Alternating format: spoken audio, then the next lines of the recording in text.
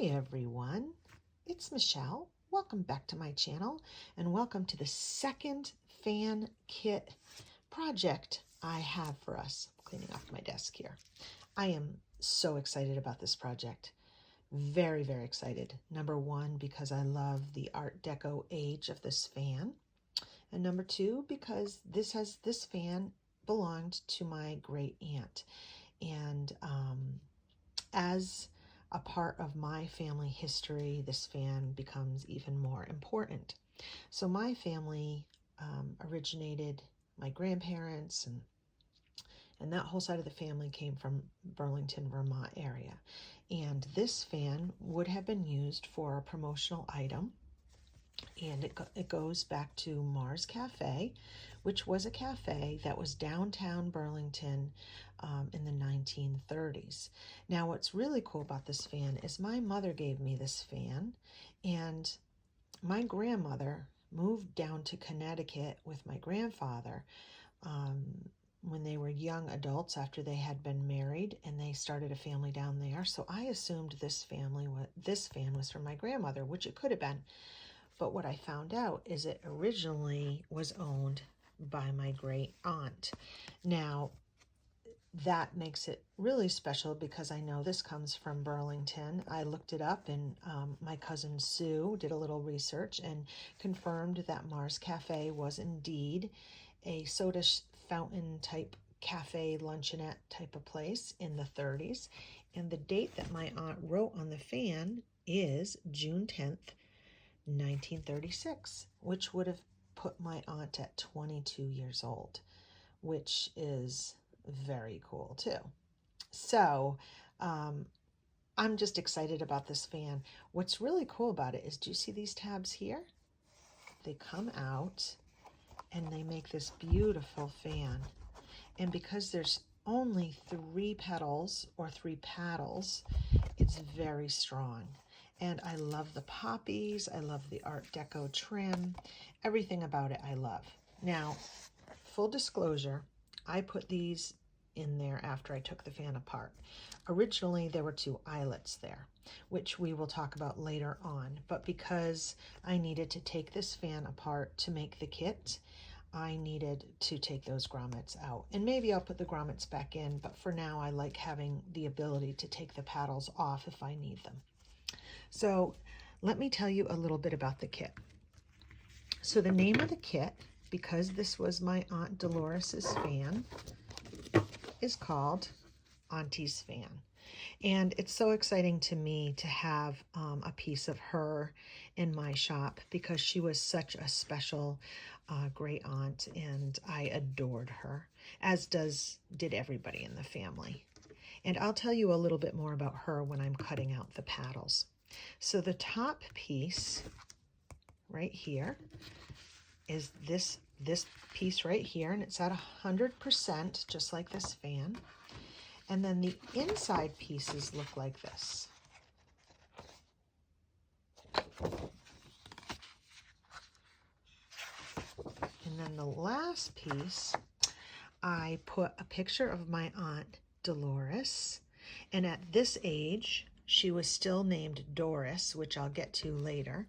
And these pictures are about the time of 1936. So this is what she would have looked like about the time that she owned this fan. And I absolutely love that connection to the fan. This picture here is not my Aunt Dolores. It's a picture that I did some research to find that was in the public domain. And it's a girl in the 1930s sitting at a soda fountain, which is really the type of place that this Mars Cafe would have been. So I thought it was a really excellent choice for the kit. And I'm just putting this in as a little extra something for ephemera and just to tie the fan back to my aunt. And then the next pages are all the back side of the fan. And I didn't do this because I wanted you to glue the back side to the fan. I did this because it makes an amazing template kit. And unlike the first fan where you really only needed one piece as a template because they were all exactly the same. In this fan, you will need all 4 to have it work right because each one plays a different role in the function of the fan. So, and I scanned it exactly as the fan is so that you get the full fan and all the information on it that my aunt wrote in her handwriting, which I think is just really nice. So we have this template set, which is 4 pages. And then we have the 4 pages of the fan. So the kit is 8 pages, and that will allow you to make the original fan, and then the template will allow you to make as many fans as you want. And if you stick around to the end of this video, I'm going to show you a surprise at the end that I think I might even be more excited about once I started making these fans. It's such a fun kit to work with. So what are we going to need? Well, you're going to need the kit, and you're going to need a pair of scissors, probably a big pair and a fussy cutting pair. You're going to need either brads or eyelets. Either one is fine, and you can pick whichever you're most comfortable with. And then you're going to need something to make the holes. It can be a paper punch, or it can be a hole punch set, or it can be this handy dandy new set I just got that is rocked my world. So we'll talk more about this later, but really you don't need anything special. And if you don't have any of these things, then you know what? Get a nail and just poke the holes with a nail. It's not going to matter much in this project. You need so little things for this project, and it's a glue-free project. How many projects do you know that are so free that you don't have to sew and you don't have to glue? Oh, and one last thing, if you like to ink, like I do, an ink pad. But honestly, the only things that are really necessary are scissors and probably brads. Other than that, we're ready to go. So I am going to cut out all of these pieces. And as I do, I am going to speed it up and give you a little bit more information about my aunt and about this cool fan. Okay, let's start this fan project with a little story. And this story and information comes courtesy of my cousin Sue, who is the story keeper of all of my whole family. And the reason being is that my family of French Canadians settled in the Burlington area, and they settled close together. And Sue was a child when there were really no children around, and she grew up with all the adults. So she has all the stories, and all the best stories, I might add. So she really came in handy when it came down to explaining why my aunt had 2 names and how that came to be, which was actually very common. So French Canadians tend to be very Catholic, as was my family, and it was the tradition to make the first name a child was born with, their given name, to be a Christian name, a Catholic name, and it was usually Mary or a form of Mary or Joseph. And then they had another name that was their middle name that you usually knew them as. I can tell you many people in my family who I know them as a certain name, and that is their middle name, not their given name. Now add to that, a lot of French Canadians also have a baptism name, a confirmation name, a saint name, and heaven forbid somebody in your family had lost a child, you were probably given that child's middle name as a middle name as well. An example of that is Sue's dad, who we knew as Reggie, but his given name was Reginald Marie Joseph Duprat. So he even got his sister's name that passed away. It didn't matter whether you were a boy or a girl.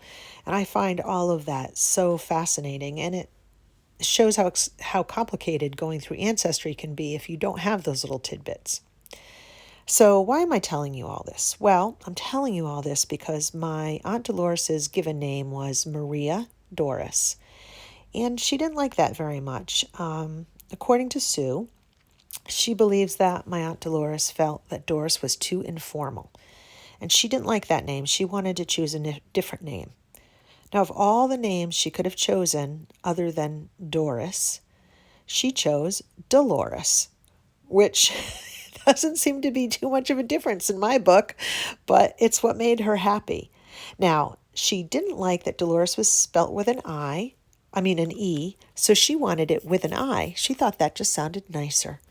So, in her mid-20s, she went to the courthouse and she changed her name to Dolores, spelt with an I, thank you very much, Rhea, R-H-E-A, which is very interesting and quite spunky for the time as well. So the fan, on the back of this fan, you'll see she signed her name as Doris, so she still had that name at 22. And I'm sure within that same decade, she chose a different one.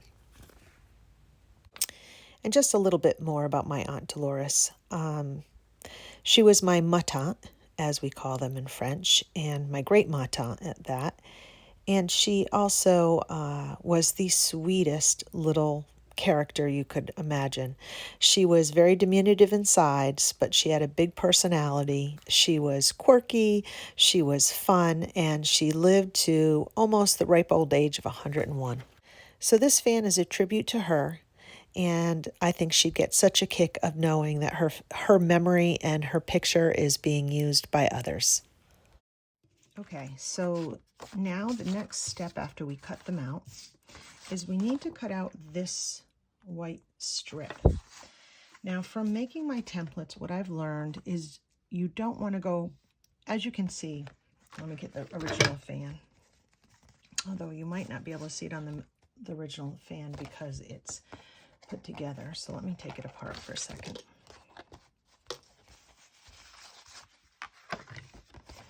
As you can see, it was printed, the guideline was printed, but even with a printed guideline, they punched it not quite right. So when you get yours, you're going to see that it doesn't kind of line up. At least my inclination or temptation was to clean this up and cut the whole thing out. Well, I would advise you against that because if this is too big, the grommet piece doesn't work as well. So I'm going to stick to the parameters of just the white, okay? I'm not going to try to go over that lip and cut on that line, and it won't matter because you won't see it anyway. So what I did, and you can do it however you want. You can use an X-Acto knife if that is what you feel comfortable with. But for me, I just figured I would do it with my little fussy cut scissors. So I'm just going to make a hole without ruining the fan, just to start cutting on. And then I'm going to start cutting it out. Now, what I've realized is it's not so important that you want to try to cut the white, but you want to cut it on the conservative side. Essentially what this white piece is the track that the eyelet travels in, which allows the fan to open and close. If you don't cut enough out, it's not going to be able to clear the eyelet and it'll be too tight. But if you cut too much, then it'll be a bit floppy. So try just to stay on the parameters of the white. Like that. But I'm not going to worry too much about it being too exact, and you're going to see why in a minute. Let's get this one going.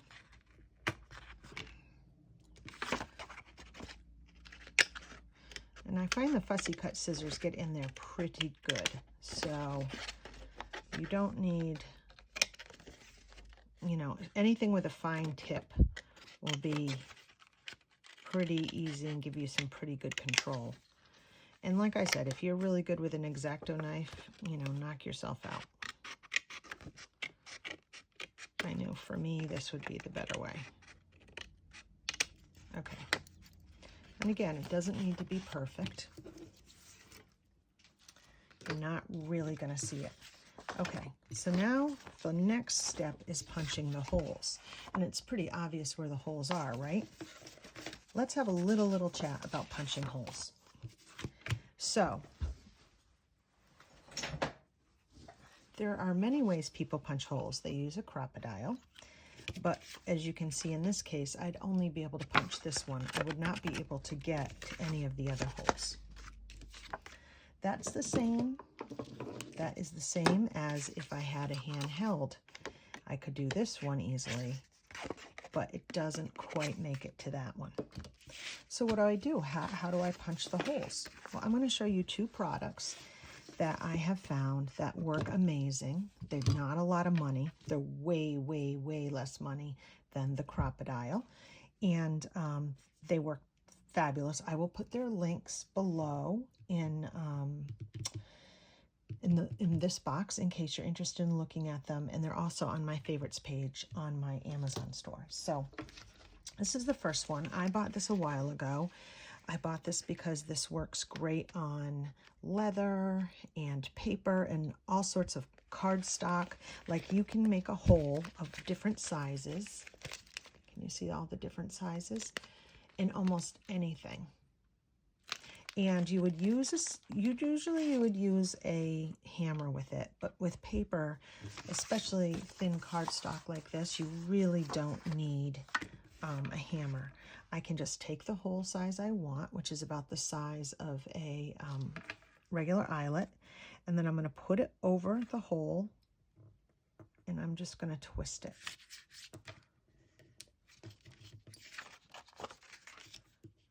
I'm not in at my regular desk, my work desk, where I'm standing up to get a little leverage. But as you can see, that's the hole it punches right out. See the back there? So that's hole number one. Now I'm going to show you the second hole. So this, I got this at an estate sale. I had never seen this before, and it is amazing. Like, I don't know if I'll ever use my crocodile again. Amazing. And the cost compared to a crocodile is, you know, you can't even beat it. So it comes with these three. One is a 3/16, one is a 1/16, and 1/8. So it's basically all the different sizes that you would need. And this one here, the 3/16, is just like a standard eyelet. So watch what happens. It's on a spring. You take the hole maker and you put it over the hole like this. Now I always have a mat underneath. You hold it. Now there's going to be a big sound for those of you who might want to mute. You pull it up and then you let it go. And there, voila, clean as a whistle. Isn't that great? Okay. So this one, I'm just going to do these two holes. Now these two, I'm going to use these. I'm going to need, all right, do this one. And then I'm going to do a slightly smaller hole for the brad, because I don't need it to be quite as big. And I'd like it to fit a little tighter.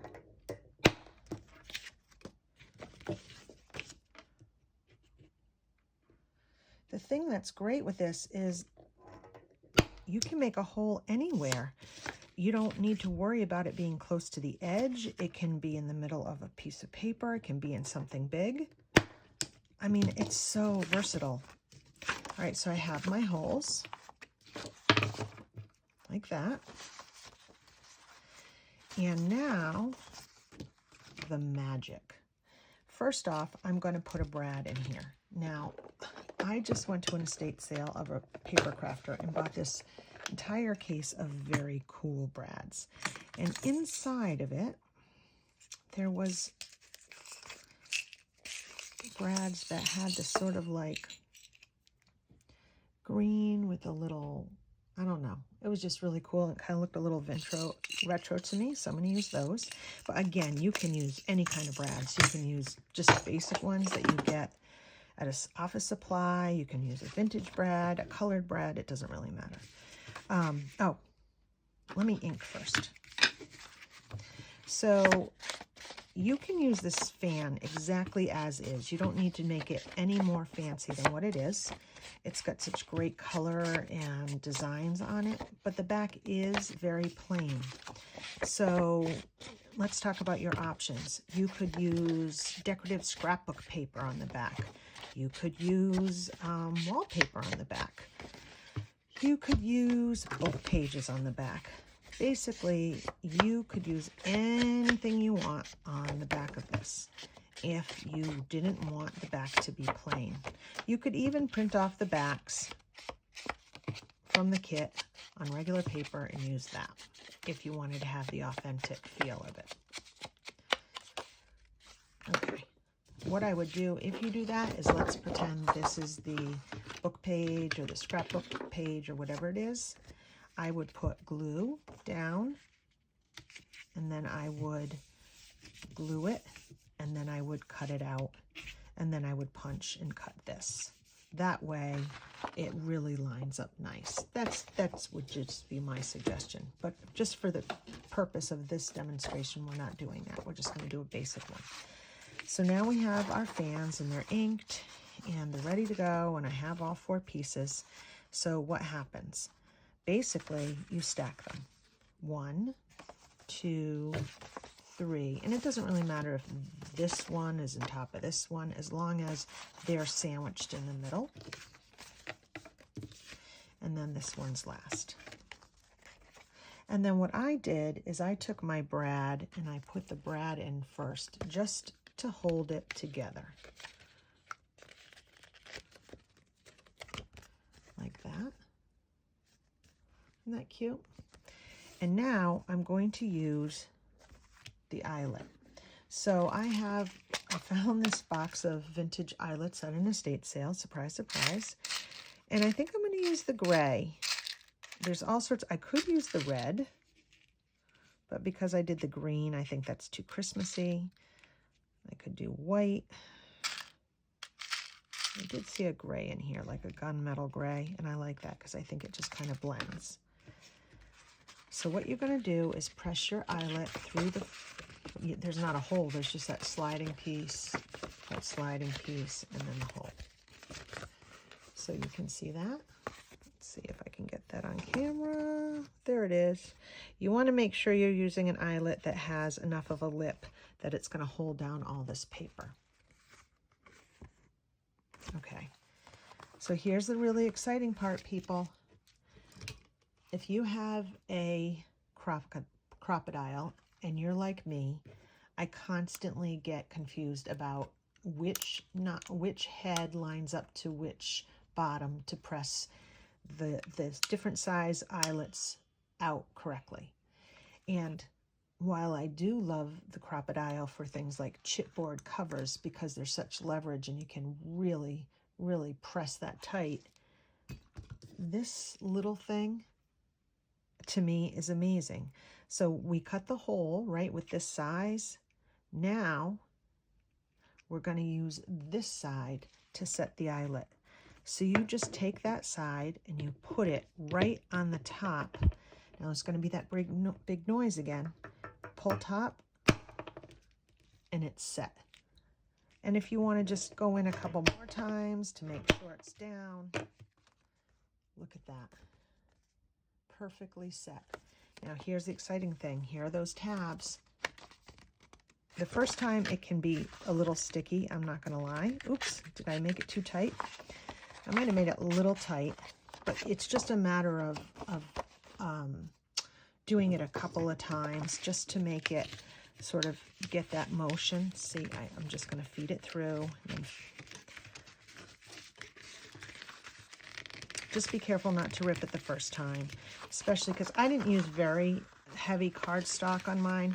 You can use as heavy a cardstock as you want. This cardstock is pretty heavy. Hold on, let me get this. And then you could always fold this down, or you could do a grommet down here. The original fan had a grommet. So here's the fan. I have the grommet set here and the brad here. And here's the 2 tabs. And you open it and you close it. Now, just a couple tips. Your eyelet, if you have if you use brads on both of these, it will open very easily and close very easily because the connection at the center isn't as tight. But if you use an eyelet, it's going to take you a couple times to get this motion in and out, just to kind of break that paper in and get that paper to smooth back and forth over the grommet. So just keep that in mind and just carefully separate it that first time. And the heavier the cardstock, the more likely it is that it's going to open and close easier that first time. But, you know, there really shouldn't be any issues.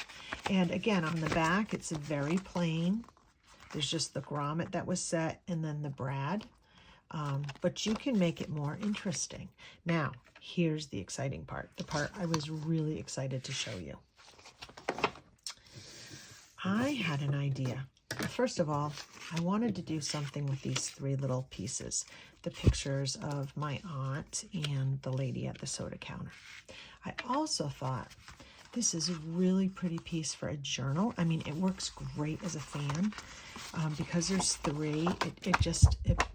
It's very, look, it really does work great as a fan, and you can make a really pretty one to go in your purse or your tote bag, especially if you're at a certain age where you need a fan suddenly, and you girls know who I'm talking to. And I only know because I've been through it. Here is my exciting part. Remember this Reader's Digest journal that I made last summer? If you don't, I will put the link in the box below. But I'm using this to start, like, I hadn't really worked in it since I made it, and I thought this is a perfect color to go with this. And I thought this would be really great to tuck a fan inside a journal. But this is pretty big. I mean, it is cute. It is still fine. But what if I reduced it? What if I reduced this fan to 75%? Well, looky here. I reduced it to 75%, and I put book pages on the back just so that you can see the difference. Remember, this is the plain one, and this is one with book pages. And I took a print off of the fan, because as you know, we sometimes make extra prints of things that we make, and sometimes we cut things out, and I was kind of playing around, and I thought, oh, why don't I cut this out and use this for an ephemera piece? So what I did is I took this piece and I folded it over so it's like a little holder, and on this side I sewed it and put a little doily and made a double tuck, and then I can put all my little pieces of ephemera in there. I inked it a little bit and put the date that was on the back of the fan on the bottom of the picture, and it tucks right in like that. How cute does that look in a journal, and that little poppy peeking out? Then when you turn the page, inside is a little fan tucked in. And look, it works perfectly. And that little extra layer of book page makes it almost as heavy as the original. And it's a great size, and it works. And I just think it is so precious. Don't you think it's precious? Now let me show you something really quick. Look at this color versus this color, and this color versus this color. Why is there so much variance, especially in the same kit? Well, if you saw in yesterday's video about, or the other video with the other fan, you'll see me explain that depending on what printer setting you put, you're going to get different shades of colors. So in some ways that's great because you can really tweak that color, but it also makes you should really figure out what it is that you like and the settings you like it on that best reproduce what you see on the screen. So the only difference between these two is that one I put in the setting that I was printing on photo paper and one that I was on plain paper. So clearly the Eco Tank reads that and distributes the amounts of ink differently. So that's what the difference is between the two, but it's going to be different on your printer as well. But I just am in love with this mini fan. And I thought, oh my gosh, you could make this any size you want. You could even make it smaller than this if you wanted to.